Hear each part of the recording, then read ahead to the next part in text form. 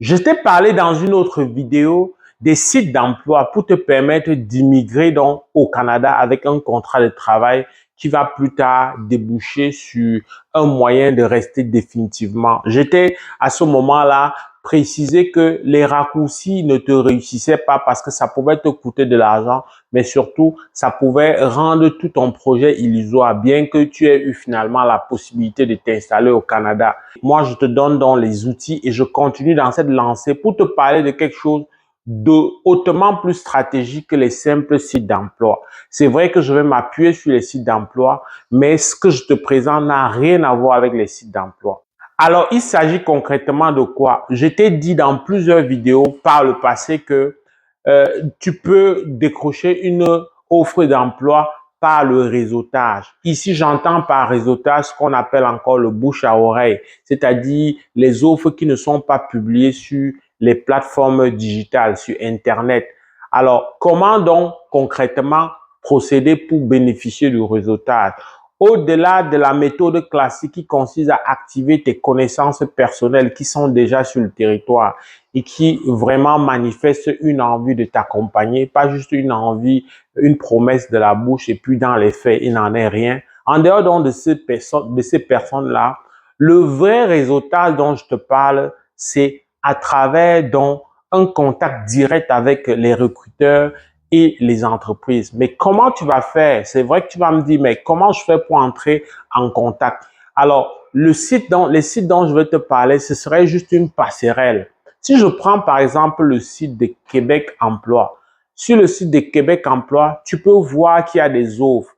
Il y a souvent le courriel des recruteurs, il y a souvent même le nom de l'entreprise. À partir du nom de l'entreprise et du courriel, tu as la possibilité de traiter donc directement avec une entreprise bien précise. C'est la même chose qu'on va voir avec Québec en tête, c'est la même chose qu'on va voir avec toutes les autres plateformes.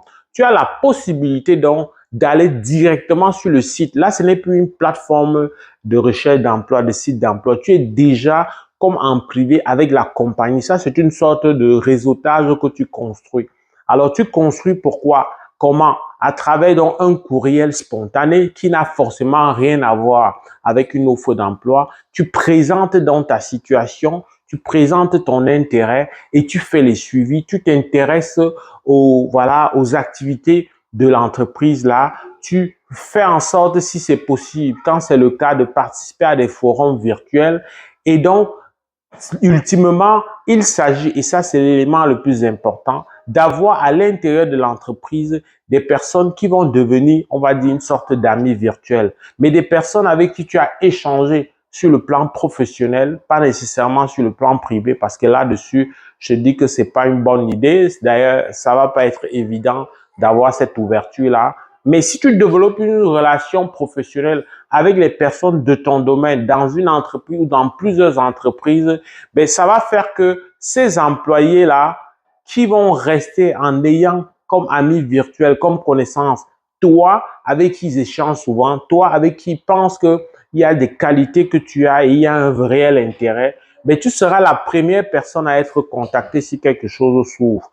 Et si ça s'ouvre, cette opportunité-là, ça peut ne pas être dans cette entreprise, mais ça peut être dans une autre entreprise où tu es recommandé. Ça, c'est le réseautage et ça n'a rien à voir avec déposer sa candidature sur un site tranquillement et s'en aller. Et une fois encore, comme je te l'ai dit pour les sites d'emploi, ça demande un investissement temporel. Il ne faut pas déléguer et se dire que bon, j'ai déjà fait ce que j'ai à faire, j'ai tout essayé, j'ai cherché, ça ne marche pas. Non, on n'arrive pas à trouver les emplois.